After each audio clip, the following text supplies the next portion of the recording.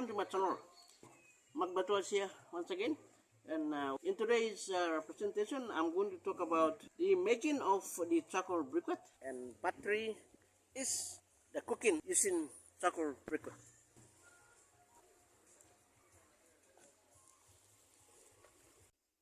Yeah, so guys, you can see this is early morning yet, and now I'm trying to boil my hot water using my charcoal briquettes.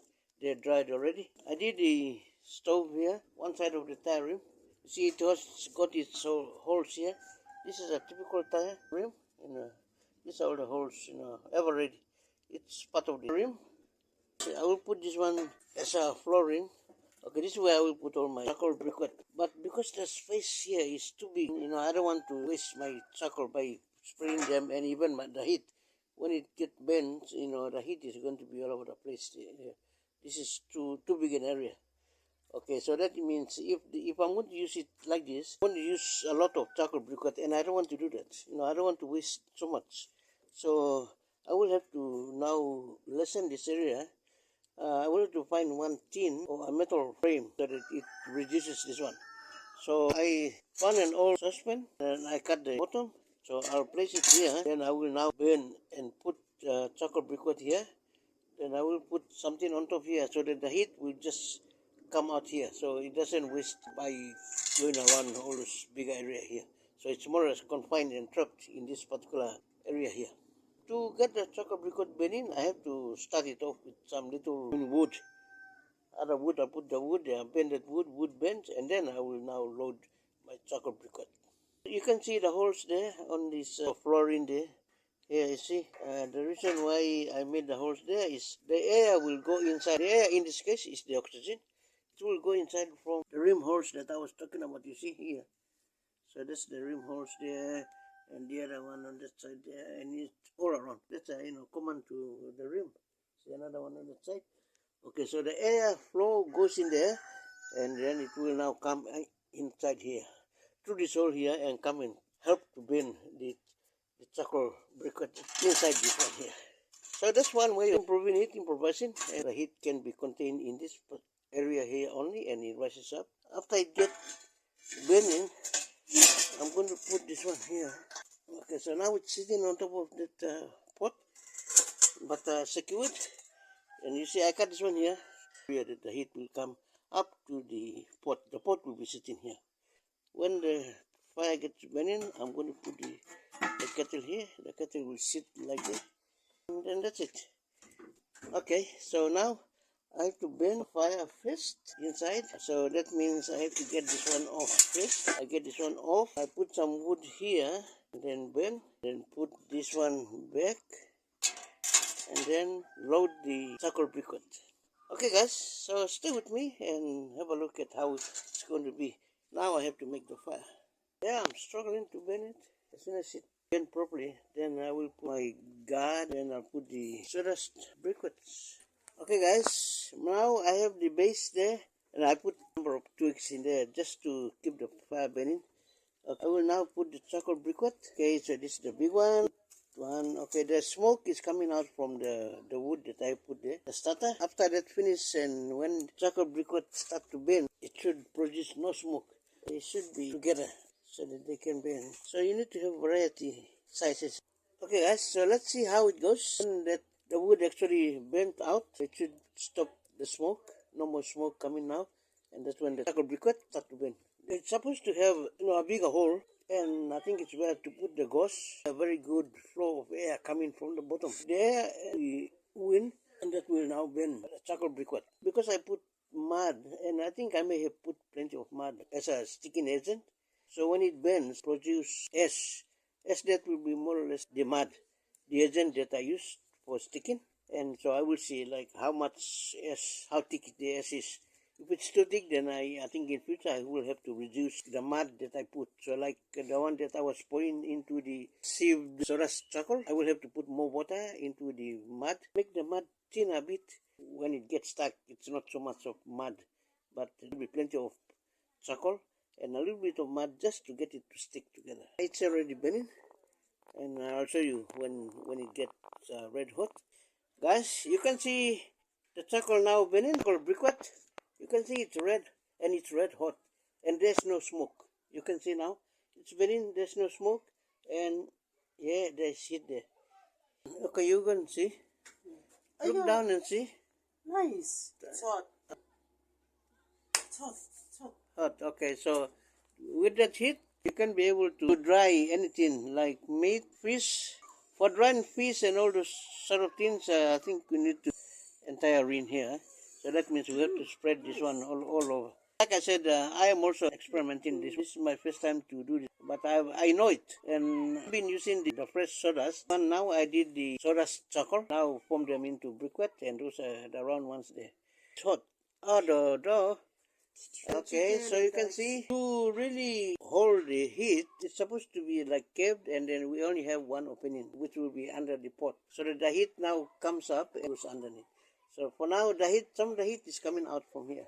The actual stove, we are supposed to do that. So now you can see, maybe you can try it, or otherwise if you cannot try it, you don't have the tools, and you don't probably have the idea, I can continue to do that. My next project now is to work on the charcoal briquette stove. From what I learned from here, I'm going to do one of drum. For the drying of fish and all those other meat that you want to dry, what you can do is use the rim here, but you need to spread the whole cover, the whole with the charcoal briquette.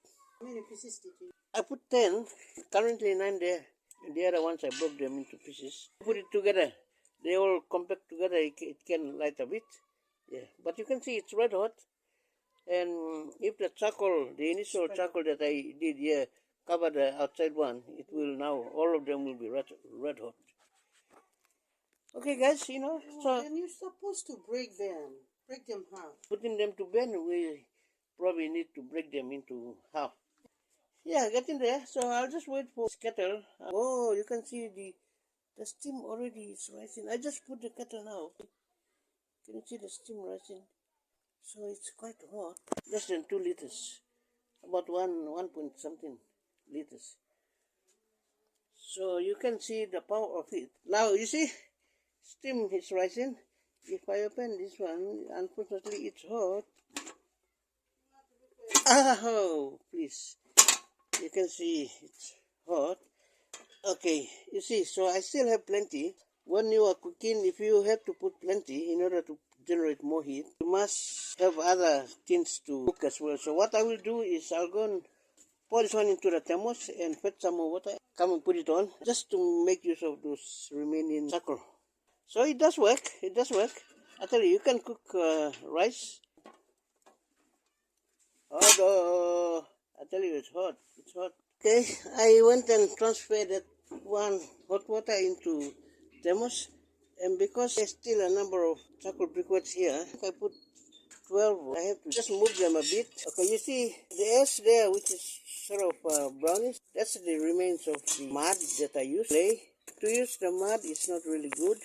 We have this thicker thing, and that's why it takes time to burn. Or otherwise, I still can use mud, but I will have to reduce the mud. As I saw, the mud was too big and too thick. That's why ash here is the color of the mud. But otherwise, inside is the charcoal. It's still burning and it's still hot. And, any word of warning, you don't have to touch these ones, because they are compact. They are in a charcoal sawdust particles. They are now compacted, and so when the heat goes into it, it becomes really hot. Even if it's not burning, it's hot itself within itself. So it's advisable not to touch this one with your bare hand. See, now it's still hot. If you put this number here, like between 10 to 15, it will still last longer and it will still be hot.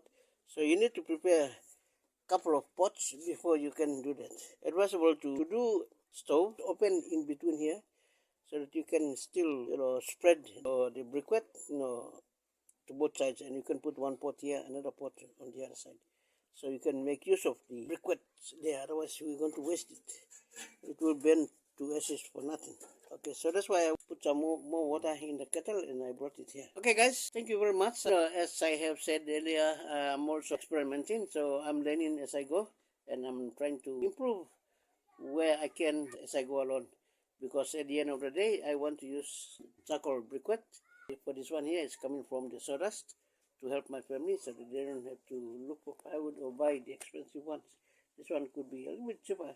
And I have also another choice to make charcoal from the wood, like this one here. I can also put that one in the same oven, just bend underneath and have them turn into charcoal. And for this one, I think it will be easy to bend.